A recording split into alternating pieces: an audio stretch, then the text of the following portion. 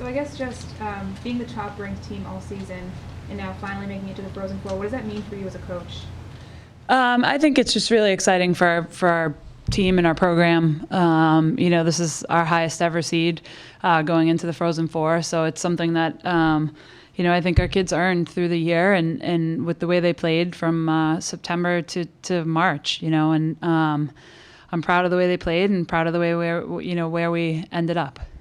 The three players we just spoke to, they said that after losing to Harvard in the Bean Pot, it's sort of kind of a revenge game coming this Friday. So do you feel the same way? You never like to lose, and we've been fortunate this year that we only have 2 on our record, and that was the first one. So of course, that was a big game. It's always a big game when we play against Harvard. It's always fun. It's always 2 very good teams going at each other with everything they have, and I would expect nothing less on Friday night out in Minnesota. It's going to be a fun game. It's going to be heated, and I think it'll be a great experience all around. What are the keys to beating Harvard? You had a lot of success against them the first time you played, and then they got you the second time. What was the biggest difference in those 2 games, would you say? I would say, in that first game, we were able to capitalize pretty early with scoring opportunities and being able to put pucks in the net. Obviously their goaltender is a good goaltender. I thought she played well in that second game that we played them, but I think we got on her pretty early in the first game. So we'll continue to do that and continue to use our offense to try to obviously be a threat and to use our defense in our offense to be a threat. See how it goes. I still have to watch some video on them, and we'll see what if they've changed anything in the past couple of weeks.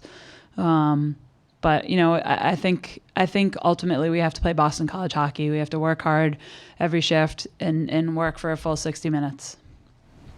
Now, last season you guys lost to Clarkson in the quarterfinals. This season you beat them. What changed? Is it just sort of team-based, or is it what happened that you guys beat them this season? Obviously the team's a little bit different. Their team was a little bit different last year. They were loaded with seniors last year when we played against them, and I think their senior group really took them through the end of their season and into the national championship. And this year, they lost a lot of leadership in that respect. And I think, we had a great team last year that was obviously, I thought, in an Olympic year did a great job. But having Alex back this year and our freshmen have come in and played really well and added to the team, and I think that helped in that game as well and all year long. So it's been, obviously last year was a little bit different for us. Hopefully we get the result from that quarterfinal game that Clarkson got last year. Speaking of that, do you think beating the defending champions this year gives you guys sort of a confidence boost, or have you guys been confident all season because of your record? I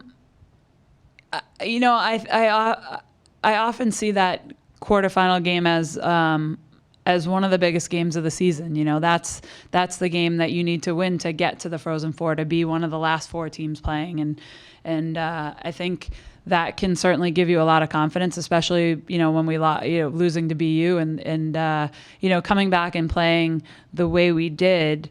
In that quarterfinal game, I think will certainly give us confidence moving forward, and knowing that our kids can, they got back to playing the way we normally play. So I think they feel comfortable, but yet not too.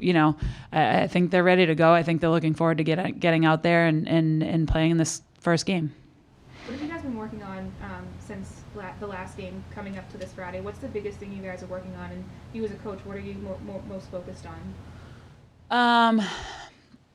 We were working on, last week we worked on, coming back harder through the middle, making sure we're taking away any opportunities that the other team has, and making sure that our kids are just a little bit more disciplined in our defensive zone.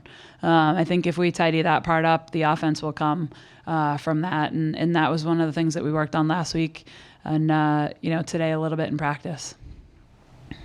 Katie, can you just address that this senior class is going to its 3rd Frozen Four, and you still have a relatively young team that's going to come in and integrated well?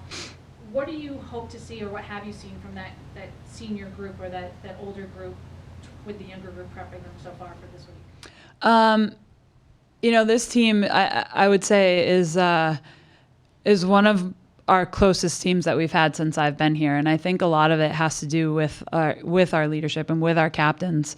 They're great people. They're great hockey players, but they're great people, and they've, I think, been able to mentor the younger kids and kind of show them the ropes and show them what it takes and show them what it's like to play in college hockey. From the season's long, from September to now, and they've done a good job of staying fresh and keeping themselves, light and having fun. And every day in practice is fun. And you can see that in the kids. You can see that in their eyes. They love it. They love to be out on the ice. And I think I credit a lot of that to the seniors and to our captains for continuing to make it that way. We spoke about how it's funny that two Boston-based teams are traveling to Minnesota. Yeah.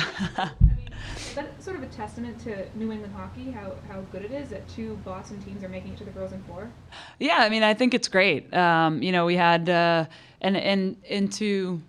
we'll have an East-West final. We know that for sure. And last year Clarkson was that first team to win from out east. So hopefully they started a trend for all of us, and we can continue to roll with that.